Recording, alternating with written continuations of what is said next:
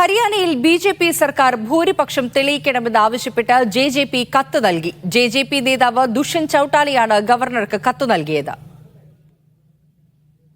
PR. Aravind വിവരങ്ങൾ നൽകാൻ ഡൽഹിയിൽ നിന്ന് ചേരുന്നുണ്ട്. അരവിന്ദ്, 3 സ്വതന്ത്ര എം.എൽ.എമാർ പിന്തുണ പിൻവലിച്ചതോടെ വലിയ പ്രതിസന്ധിയിലായിരിക്കുകയാണ് ഹരിയാനയിൽ ബി.ജെ.പി. സർക്കാർ. എന്താണ് അവിടെ നടക്കുന്ന പുതിയ രാഷ്ട്രീയ നീക്കങ്ങൾ?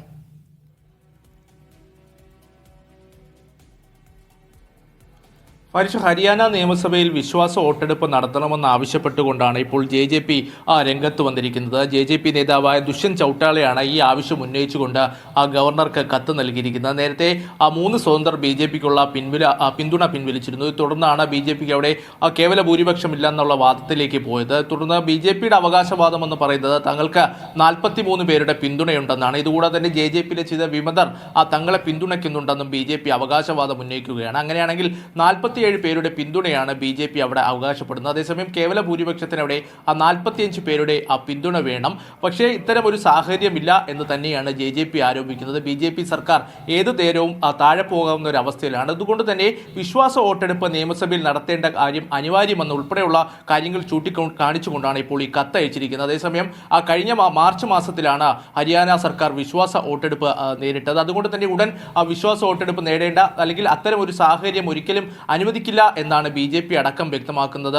നിലവിൽ കോൺഗ്രസ് ഇതുമായി ബന്ധപ്പെട്ട ഒരു നിലപാട് സ്വീകരിച്ചിട്ടില്ല. കാരണം ഈ ഹരിയാന സർക്കാരിന്റെ കാലാവധി അവസാനിക്കാൻ ഇനി മാസങ്ങൾ മാത്രമാണ് അവശേഷിക്കുന്നത്. അതുകൊണ്ട് തന്നെ ഇപ്പോൾ ഒരു അവിശ്വാസം ഉൾപ്പെടെ നടത്തിക്കൊണ്ട് ഈ സർക്കാരിനെ താഴെ ഇറക്കിയാൽ കേവലം മാസങ്ങൾ മാത്രമായിരിക്കും കോൺഗ്രസിൽ ഉൾപ്പെടെ ഭരിക്കുവാൻ സാധിക്കും. ജെ.ജെ.പി അടക്കം കോൺഗ്രസിന് പിന്തുണ അറിയിച്ചുകൊണ്ട് രംഗത്ത് വന്നിരുന്നെങ്കിലും കോൺഗ്രസ് ഇതുമായി ബന്ധപ്പെട്ട ഒരു പ്രതികരണം നടത്തുവാൻ ഇതുവരെ തയ്യാറായിട്ടില്ല. അതേസമയം അവിടെ വിശ്വാസ വോട്ടെടുപ്പ് നടത്തണമെന്ന് ആവശ്യപ്പെട്ടുകൊണ്ടാണ് ഇപ്പോൾ ജെ.ജെ.പി രംഗത്ത് വന്നിരിക്കുന്നത്.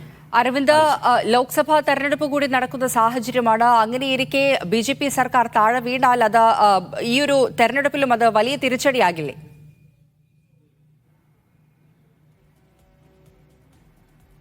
തീർച്ചയായിട്ടും ലോക്സഭാ തെരഞ്ഞെടുപ്പ് ഉൾപ്പെടെ പരിഗണിക്കുമ്പോൾ വലിയ രീതിയിലുള്ള തിരിച്ചടി ബി.ജെ.പി സർക്കാരിന് ഉണ്ടാകാനുള്ള സാധ്യതയുണ്ട്. ബി.ജെ.പിയുടെ അവകാശവാദം എന്ന് പറയുന്നത് തങ്ങൾക്ക് 43 പേരുടെ പിന്തുണയുണ്ട്. ഇതുകൂടാതെ തന്നെ 4 ജെ.ജെ.പി വിമതരും തങ്ങൾക്ക് പിന്തുണ അറിയിച്ച് രംഗത്ത് വന്നിട്ടുണ്ട്. അതുകൊണ്ട് തന്നെ സർക്കാരിന് യാതൊരുവിധ പ്രശ്നവുമില്ലെന്നാണ് ഹരിയാനയിലെ ബി.ജെ.പി സർക്കാരിൻ്റെ അവകാശവാദം. പക്ഷേ വലിയ രീതിയിലുള്ള ജനവികാരം ഹരിയാനയിലെ ബി.ജെ.പി സർക്കാരിനെതിരെ ഉയരുന്നുണ്ട്.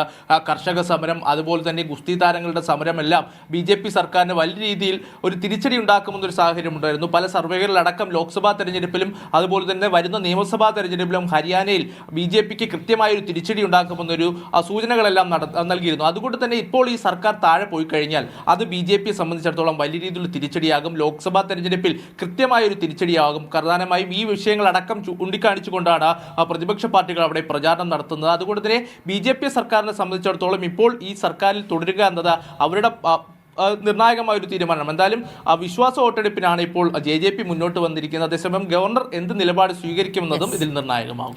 ഹരിയാനയിൽ ബി.ജെ.പി സർക്കാർ ഭൂരിപക്ഷം തെളിയിക്കണമെന്നാണ് ജെ.ജെ.പിയുടെ ആവശ്യം. ഡൽഹിയിൽ നിന്ന് പി.ആർ. അരവിന്ദ് വിവരങ്ങൾ നൽകുകയായിരുന്നു.